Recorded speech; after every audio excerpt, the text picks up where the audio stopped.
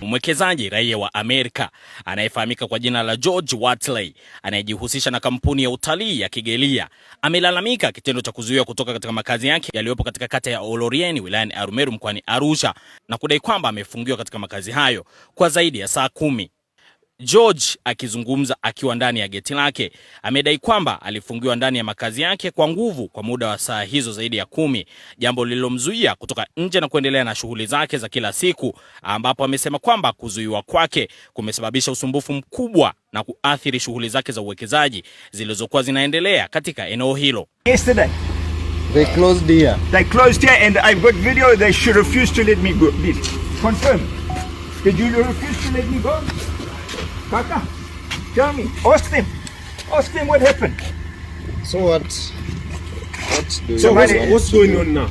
I'm going to town. I have to have a meeting in town quickly to sort out what's going on. But talk to these guys. So you want to get out? I'm trying to get out, but they, Kaka, now talk on Roka. Open the gate. Open the gate. Go. You see, they refuse to let me go. Open the gate. I'm sorry, they won't release me even. Kwa jina mimi naitwa David Bulengo.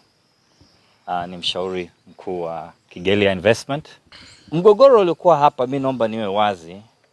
Kwa upande mmoja ni mgogoro wa hii barabara ya kupita. Lakini kwa undani zaidi wazungu wanasemaga sabotage. Ya kibiashara, kwamba hawataki mwenzao aendeleze hii project. Kwa ufupi mimi nitasema ndio hiyo.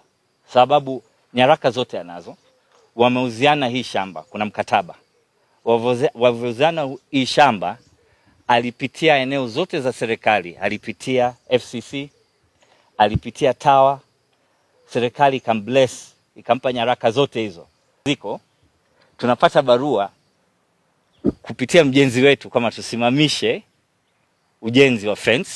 Ujenzi wa fence ni muhimu sana, sababu wanyama hawawezi kuja hapa bila fence kuwepo. Madhara ya hii ni kwamba huyu mwekezaji amekuja hapa kuwekeza, ameweka hela nyingi hapa, lakini paka leo siwezi kusema hata sasa hivi, kwa hii miaka miwili tumesumbuliwa hivi, huyu mwekezaji ameshindwa kuingiza hela, serikali inashindwa kupata kodi, hatupati maendeleo yoyote. Shughuli inafanywa na mwekezaji ni shughuli mbili, na ukiona hii eneo imegawana mara mbili. Kuna eneo ya zoo na kuna eneo ya hoteli.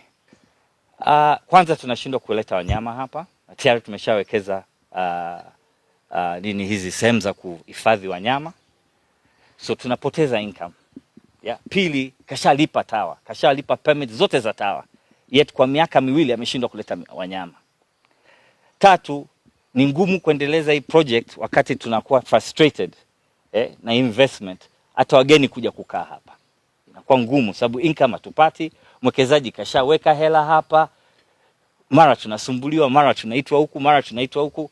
Wakati sisi tunajua nchi yetu ni nchi inataka uwekezaji, ni nchi iliyokuwa inataka usalama wa uwekezaji, na tunaomba sana serikali itusikilize.